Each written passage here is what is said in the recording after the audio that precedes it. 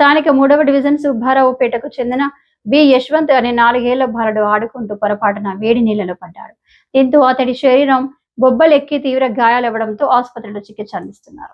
ప్రమాదవశాత్తు జరిగిన ఘటనలో తీవ్రంగా గాయపడిన 4 ఏళ్ల బాలుడి పరిస్థితి చూసి రాజమహేంద్రవరం సిటీ ఎమ్మెల్యే ఆదిరెడ్డి శ్రీనివాస్ చలించారు.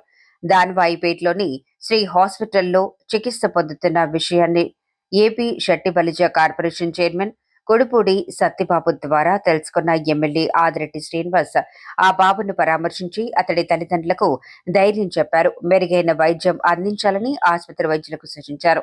అలాగే ఆ బాలుడి వైద్య ఖర్చంతా తామే తమ భవానీ చారిటబుల్ ట్రస్ట్ తరఫున భరిస్తామని హామీ ఇచ్చారు. ఇచ్చిన హామీ మేరకు 30,000 రూపాయలు భవానీ చారిటబుల్ ట్రస్ట్ తరఫున తిలక్ రోడ్లోని నగర టీడీపీ కార్యాలయంలో అందించారు. నా పేరు పౌర్ణమేని రమాదేవి.